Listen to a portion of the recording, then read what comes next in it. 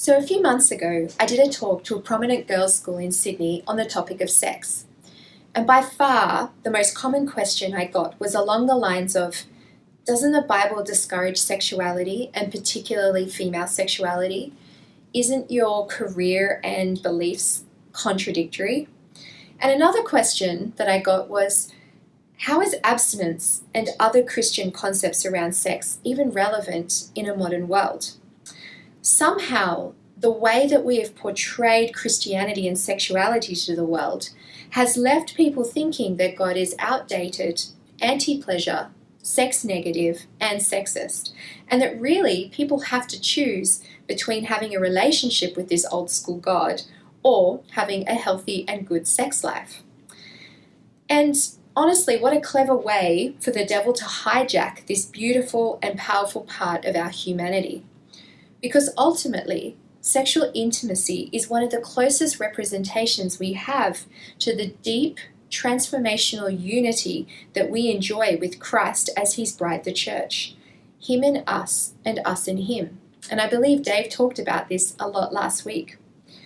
So when sex becomes about manipulation, power, abuse and domination, or when the emphasis is on sexual sin, infidelity, sex, porn addiction, sexual abuse and hate speech aimed at sexual minorities, we kind of get distracted from the goodness of sex, whilst muddying and confusing people's ability to see a good and loving God that desires his people with all his heart and longs for communion.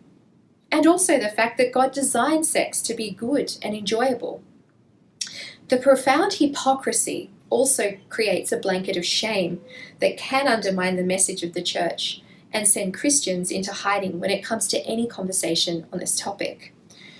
It also explains why sex sells and why our society is so sex-obsessed, because it's the closest that people get outside of a relationship with God to this sort of powerful communion and intimacy. And as for Christians, well, we kind of get stuck between these two worlds, don't we?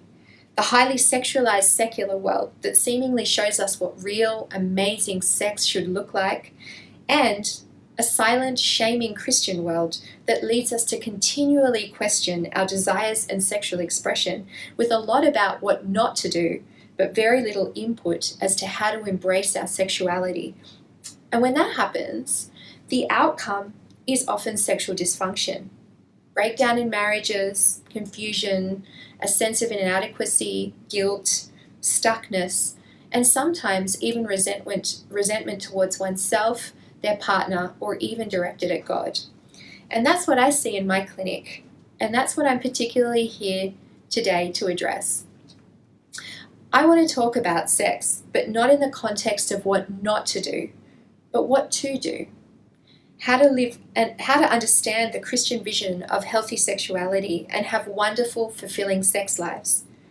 Because we need to protect, strengthen, and reinforce Christian relationships by deeply understanding what good, biblically informed, healthy sex looks like that is protective against violence, fosters sexual well-being, and opens up honest and open dialogue.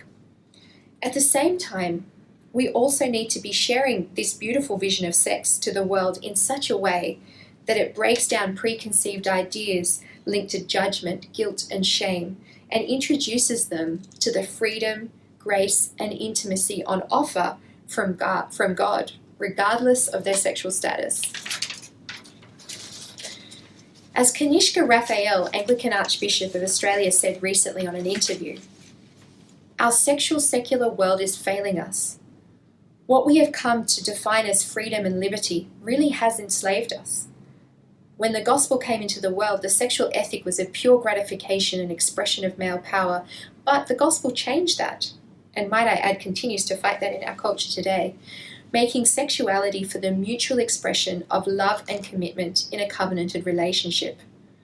The gospel has located its sexual ethics not in a social order of men, women, or power, but in a cosmic order, mirroring Jesus' faithfulness to his bride. And he's right. The secular vision of sex with its hookup culture is letting people down, and we're seeing that now in the media as people try and grapple with how to address this. But consent, the topic of consent, is only a small part of it. The bigger part of the conversation is how we can live with the contradiction that on the one hand, sex is purely recreational and fun and doesn't have to mean much, with the embodied experience of sex actually meaning a lot. That people can be hurt and violated and carry deep wounds from seemingly innocent experiences that didn't go quite to plan. Sex carries far more weight than we're acknowledging, and deep down we all know it. And that is because sex was created to be so much more. And whether we like it or not, we cannot go against the innate design that's woven within us. As Dave said last week, sex is for the bonding of two lives, not just two bodies. And we may be able to convince our minds, but our experience is stored in the body, and there's often no denying that. And so I do see person after person coming into my clinic, often with some part of their dysfunction linked to unhelpful expectations and misleading concepts from the way that the world portrays sex. And the interesting thing is, I don't have to convince them that sex goes beyond the physical to a deeper connection. They're often the ones telling me that they know the emptiness of pursuing purely pleasure, and they want more. They are the ones realizing their need for safety and commitment to enjoy sexual intimacy and growing relationships. So while the world is trying to convince us that the Christian sexual ethic is outdated and limiting, cultural discourse cannot always replace the human experience and the way that we're each wired, both physically and psychologically. So then, what are these positive messages relating to sex, and where exactly do we find them in the Bible? Well, the first ones are obvious. We've got the first one, which is 1 Timothy chapter 4, verse 4. For everything created by God is good, and nothing is to be rejected if it is received with thanksgiving. And the second one is from Proverbs chapter 5, verse 18 to 19. And I'll just read the second part of that. It says, let her breasts fill you at all times with delight.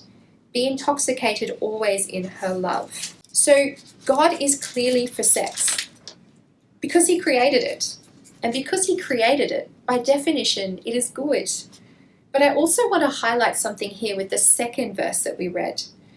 In the second verse, there's nothing about intercourse in this reference. It doesn't say, let intercourse fill you at all times with delight.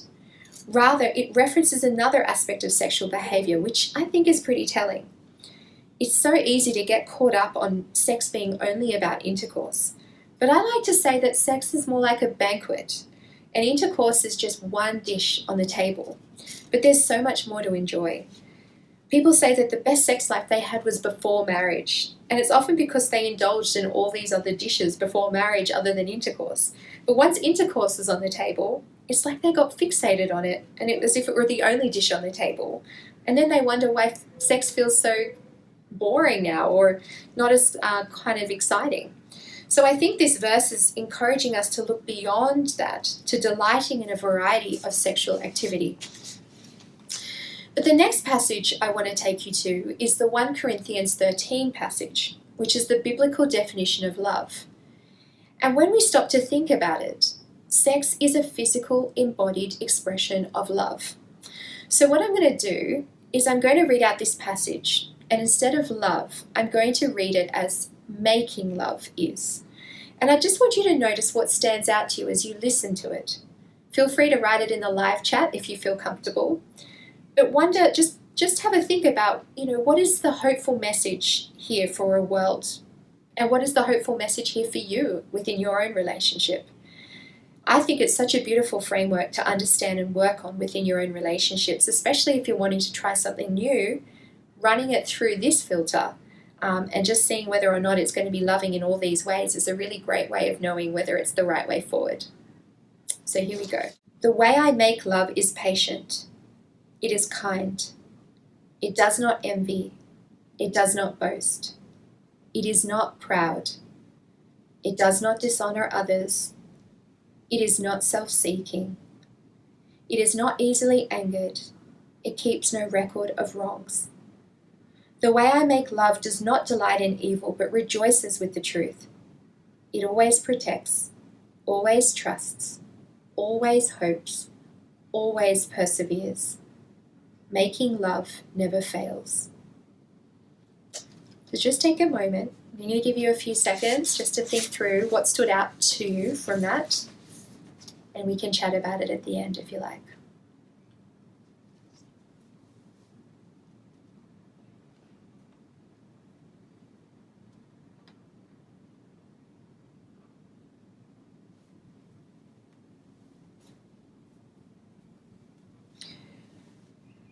So, at least from what I can see from this verse, you can see that sex arises from a place of kindness.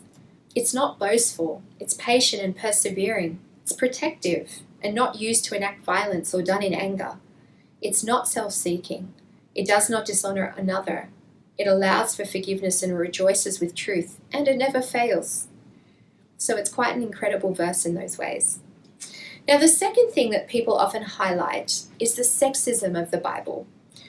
Granted, the Bible was written at a time when women had very few rights, were treated as property, and where sexual pleasure for men was often found outside of the marriage, and while sex was for procreation within marriage. But actually, that's what makes the Bible, and what the Bible says in this space, even more extraordinary. I mean, it's only been the last 30 years that our culture has taken women's sexual pleasure seriously. And here we have the Bible that's more than 2,000 years old, representing radical concepts such as man and woman equally made in God's image, mutual submission, and mutual sexual enjoyment. So let's have a read of this first passage from Song of Songs, and I'm going to draw your attention to just a few things. In the very first verse of the first chapter, it is the woman that begins the conversation. She says, "Let him kiss me with the kisses of his mouth." And later, she says, "Take me away with you. Let us hurry. Let the king bring me into his chambers." So what do we see here? We see a woman boldly desiring and initiating sex, not being a passive recipient of her lover's desire. She is also vocal about what she wants. She wants kisses. She wants to be taken into the chamber, and she asks for it. She later seeks after him, putting her own safety at risk, and brings him back to her mother's house. In other words, she is an active participant in the process, desiring, initiating, communicating her wants, and even leading. But amidst her requests and initiation, in chapter 2, verse 4, she also lets herself be led to the banquet hall to be nourished by him. And you see this in healthy sex lives, a mutual dance between both people where they almost lead each other, which is a space that I like to build on in couples, helping them with the receiving, the mutual giving and receiving. She says, "My beloved is mine and I am his." And then they actually take turns, continue taking turns in the talking. He talks, she talks, he talks, she talks. There is this mutual belonging and no power dynamic here that indicates that she is there to serve him alone in sex while her pleasure takes a back seat. They are also unashamedly attracted to each other's physical form, which is so interesting because I find for some Christians I meet, there is almost a guilt that they could be so superficial as to point out their partner's good looks, that it needs to always be about the heart. But here we actually see the opposite, raw appreciation for the physical form. And might I add, for the woman, a positive sense of self that cuts across stereotypical concepts of beauty. Let me explain for a moment. She actually affirms her physical form, despite the fact that in the culture of her time, being dark was indicative of hard labor under the sun. She says, "Dark am I, yet lovely." And then she allows herself to hear her partner talk about her colouring as a thing of beauty, being like a young mare among Pharaoh's chariot horses. And this is so important because as women, we can sometimes get caught up in what we think we should look like. And we actually lose sight of how our partner sees us, and that it's okay to look different from stereotypical concepts of beauty that actually tell a story of hard work and courage. And lastly, this woman, she doesn't get caught up on only using her sight to foster desire and pleasure. She actually uses her 5 senses. She smells him, she tastes him, she hears him, and she brings her arousal to him as a gift, which you can see in all those verses that I've drawn out. And we also have access to so many ways to be aroused, but we so rarely delve into them. And this is also an area that I work with for my clients. Now, I also want to hone in on the concept of mutuality of pleasure, because I think Christians are missing a huge part of understanding here. And to address this, I'd like to go to Ephesians chapter 5, verses 21 to 33, which can often be a contentious verse in discussing healthy Christian relationship dynamics. But this is actually how I read it and how I understand it. In the very first sentence, the context is set. It says, submit to one another. So right here in the beginning, there is an emphasis on mutual submission. But it looks a little different between the man and the woman, the husband and the wife. For the wife, it is like the church submits to Christ. And for the husband, it's still submission in the form of love and self-sacrifice like Christ does for the church. But here is the rub. In the very next sentence, there is this strange reference to the way that loving a wife is like loving oneself. But why, you ask? Why is that verse there? Well, the next verse actually explains it. It says, because the two become one flesh. In other words, willing submission to one another actually creates a unity that means that it's not about me and it's not about you, but it's about an us. It involves the recognition that what affects me actually affects you as well. I meet so many clients that feel like it's their job to relinquish their body and pleasure and to make it all about meeting their partner's sexual need. But here's the catch. Because in sex two become one, the system actually breaks down if one is giving but not receiving at the same time. The partner who is receiving will soon realize their inability to give to their partner, which robs them of part of the joy of the experience. How can they possibly enjoy their partner's giving if it feels so one-sided? And so I get people coming up to me and saying, I just want my partner to want me like I want them. But of course you can't control that, and that's when the sexual interaction starts to break down. So my job here is to slow things right down and find a place where both people are starting to enjoy the interaction again, so the system of unity can get back up and running. Now, with their permission, I'd like to read out a quote from one of my client couples they were struggling in their relationship. He had a higher sex drive than his wife, and she'd become quite shut down to sex, seeing it as a chore, kind of gritting her teeth and bearing it. And this was actually a breakthrough that they had just a few weeks ago. And I feel like it's also got quite a spiritual overlay on that as well. So as I read it out, I want you to also listen to any sort of spiritual insights about the way that we could be relating to God as well in this as I go through it. So this is what the guy said. He said, I realize I have to submit my desire for us. The us trumps the me. I'm choosing to put us ahead of me. What we were doing before helped no one. So instead I let go of my actual desire to be open to new desires, to let them grow. And I discovered that they were more satisfying to me anyway. And now the thing I desire is your want. I don't want my wants if you don't want it. And the girl listened to this, and she thought for a moment, and this was actually what she said back to him. She said, I realize that the thing my partner wants most is my genuine desire, not the action itself, but he wants me, who I am, and the intimacy of that. This is what it means to be set free and given hope.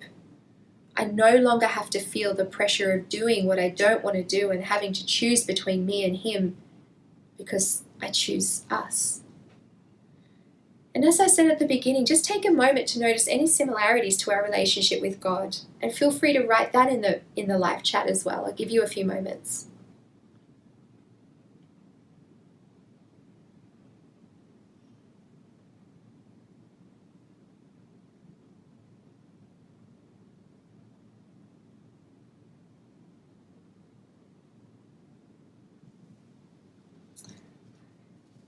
So I want to point out two things here that I took away from it at least. I'm keen to hear what you had to say. But God asks us to submit our desires to Him, doesn't He? The selfish desires and rigid plans that we have for our own life, and to open ourselves up to a mutual space where there is union with His Spirit. The us trumps the me. And it's here that we can let new desires grow so that the very thing that God desires, we also desire, where our will is aligned with His. So much so that we can honestly say too, I don't want my wants if you don't want it, God. The other important similarity here is in what the girl says. God, time after time in the Bible says, I don't want the empty actions, guys. I just want to be genuinely desired. God longs for authentic intimacy, and so do we, even if we don't recognize it at times. And He just desires for us to want to know Him better. And just like the girl in the above example, I sometimes wonder too, can we also rob ourselves of the joy and pleasure in our relationship with God by seeing it as a duty, an obligation that eventually leads to resentment and burnout? But what if we were to spend more time actually receiving the joy that comes from understanding what we have in our relationship with God, a deeper understanding of it, and then longing for more? Let me read out a modified quote from Spurgeon that I think is quite powerful, and I want you just to take a moment to really allow these words to enter into your consciousness and note what you feel in your body as a result. And this relates to the kind of joy, the idea of conjuring up joy and sitting in that joy and really receiving that joy. So Spurgeon says, I cannot please God without bringing myself a great amount of happiness. For if I please God, it is because God accepts me as His son or daughter, gives me the blessings of adoption, pours upon me the bounties of His grace, makes me a blessed person in this life, and ensures me a crown of everlasting life. Just let those words wash over you. I can read it out again. I cannot please God without bringing myself a great amount of happiness. For if I please God, it is because God accepts me as His son or daughter, gives me the blessings of adoption, pours upon me the bounties of His grace, makes me a blessed person in this life, and ensures me a crown of everlasting life. How many of us actually allow ourselves to remember that and really feel the joy within our bodies of what this really means? How well do we take a moment to feel the pleasure of relationship with God and sitting at His feet like Mary? Or do we get caught up with Martha-like martyrdom, the suffering servant only looking forward to life after death? God isn't against embodied pleasure, so long as it does not become an idol, something to be pursued above or beyond God. So have a think about what genuine desire looks like with God, how to foster that, and open yourself up to receiving the joy of what that really means. And finally, I want to talk about the positive messages that can be found in the Bible in dealing with sexual sin and shame.